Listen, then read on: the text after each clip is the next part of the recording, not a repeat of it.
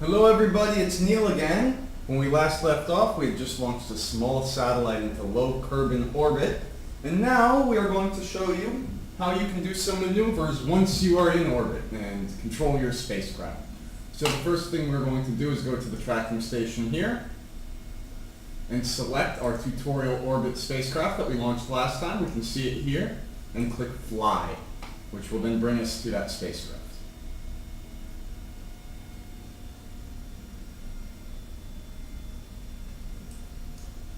So we are on the dark side of the planet, obviously, so we can't see anything. But we go out to the map view, hitting M again, and we see our orbit here. And just for starters, let's take a quick look at our orbital parameters.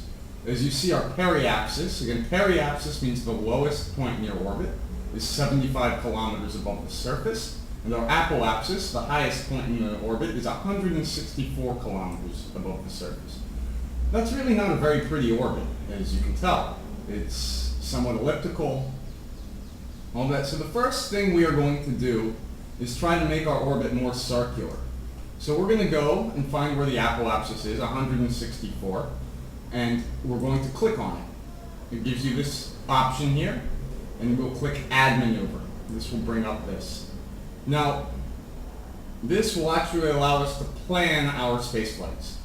So we have this. What we want to do is burn our engines in such a way that we're going to raise the periapsis to come up to be about equal to the apoapsis.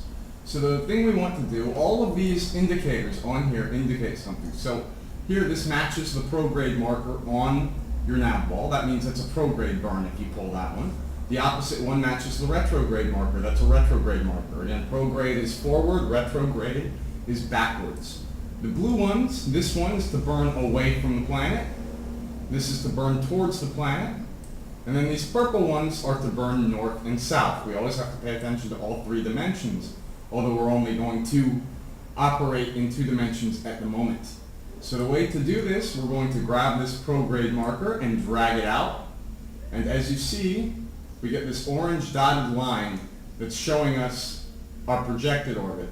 And so we can now click on that and we'll see if we perform this maneuver as I've planned it, we're going to end up with an apoapsis of 171 and a periapsis of 164. We can take a little bit off of that to make it a little bit closer. Oops, too much maybe?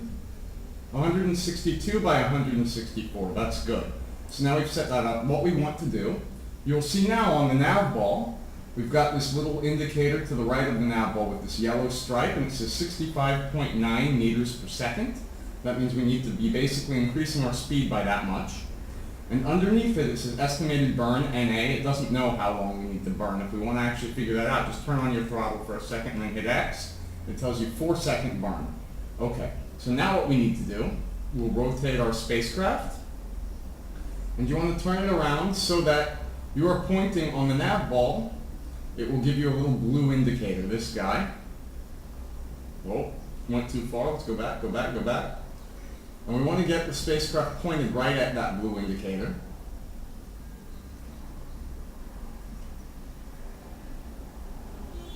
And once it's there, we're actually going to warp time until we get to that maneuver node. So as you see, node in T-minus 12 minutes.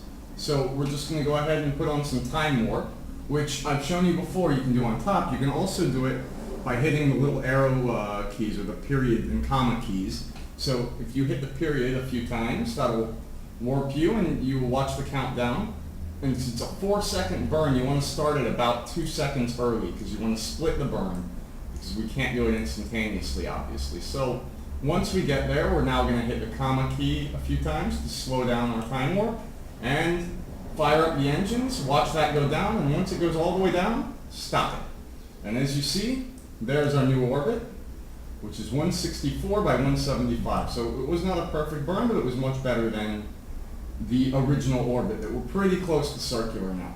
So that is the first thing you need to understand about maneuvers. Those maneuver nodes allow you to plan things. The next important step here, it's important to understand every move you make affects the opposite side of the orbit from where you do it. So I'm just going to set up a maneuver node to show you some things. We're not actually going to fly it. So if we put a maneuver here, for example, and I want to burn forward, you will see what that does is it raises the other side of the orbit. Now if I was to do the opposite and pull backwards, it lowers the other side of the orbit. This is actually how you would come in to land. You don't burn towards the planet. You would burn backwards and it lowers the opposite side of your orbit. We are actually not going to do any of those things. We can get rid of the maneuver node by clicking on this X here.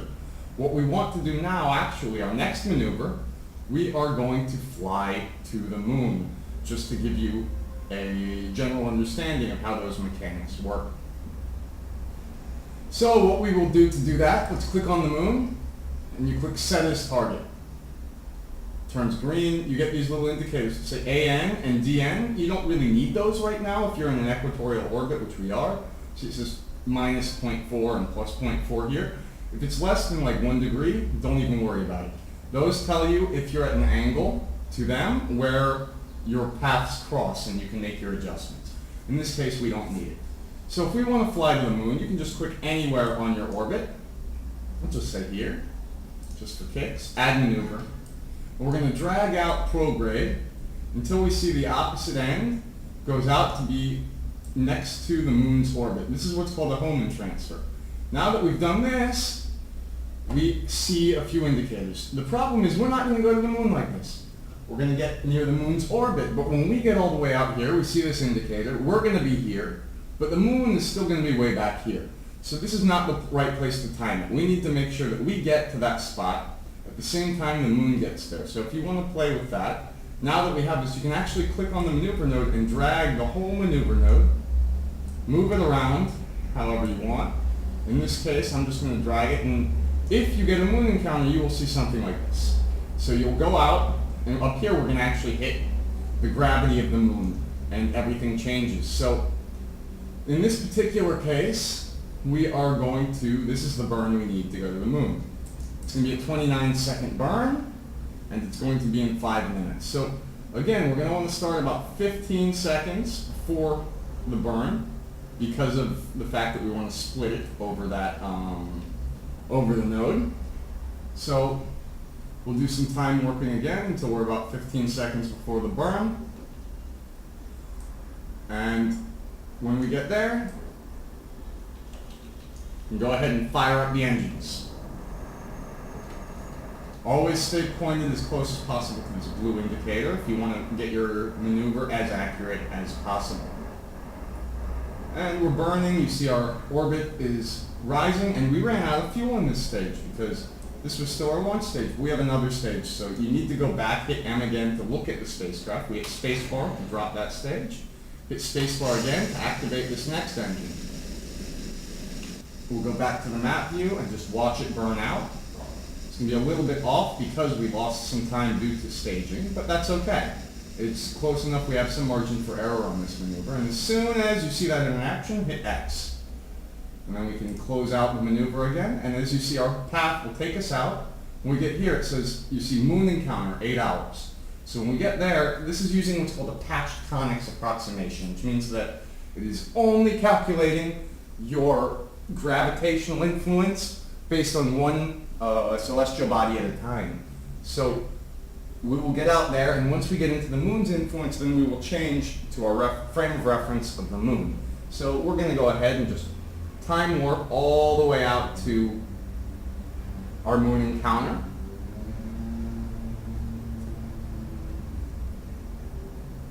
And you will see how that will change when we get there.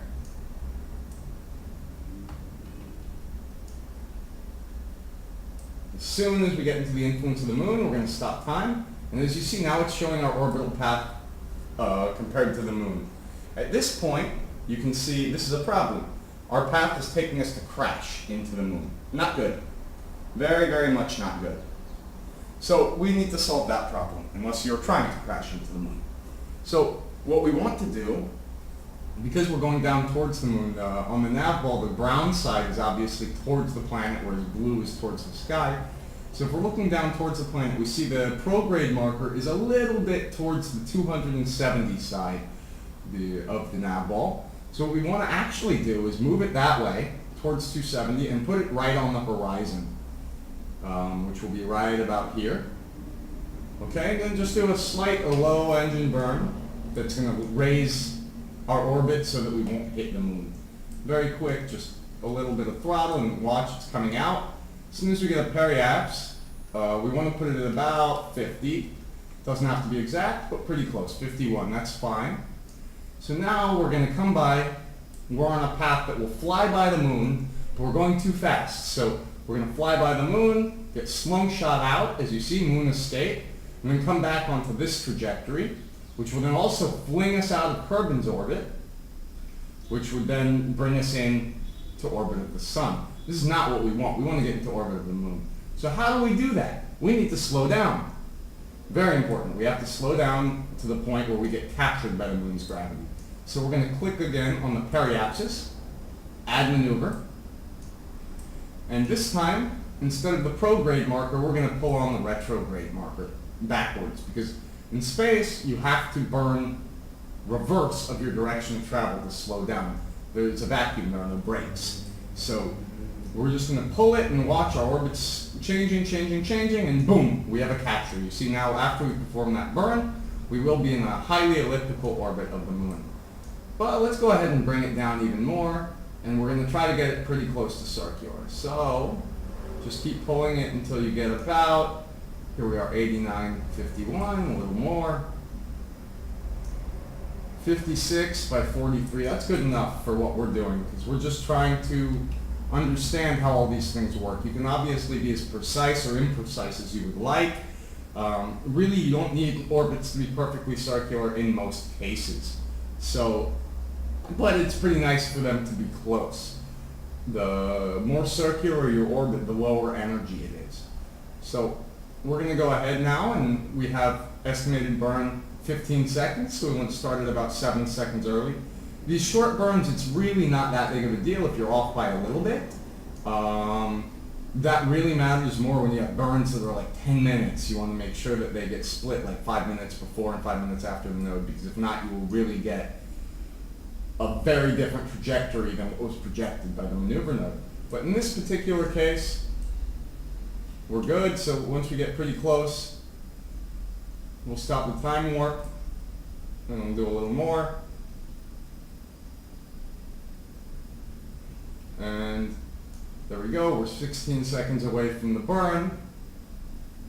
Once we get to about 7 seconds away, I'm going to fire up the engines and perform the burn. There we go. Let's fire up the engines. And you see the yellow bar going down like always, and once it goes all the way down, or you see the orbital path you want, you can hit X, cut your engines, and there we go. We have now put this satellite into orbit of the moon. It's 38 kilometer periapsis by 56 apoapsis, which is, as we say, good enough for government work. So we'll just warp a little more until we're on the light side of the planet, so you guys can get a good look at the moon from our spacecraft. There we go, that's nice. And let's go ahead and, so there we go, we are now flying over the moon. And we will stay in orbit of the moon until we make any further adjustments to that orbital path. So there's some basic orbital maneuvering. Next time, maybe we'll do some interplanetary and inclination changes and all sorts of other more complicated maneuvering and orbital mechanics. But for the time being, these are some of the more basic maneuvers that you will perform within the game. And these are the maneuvers that are the bread and butter of spaceflight. So it's very important. Hope everyone enjoyed. Hope everyone learned something. Have a good one.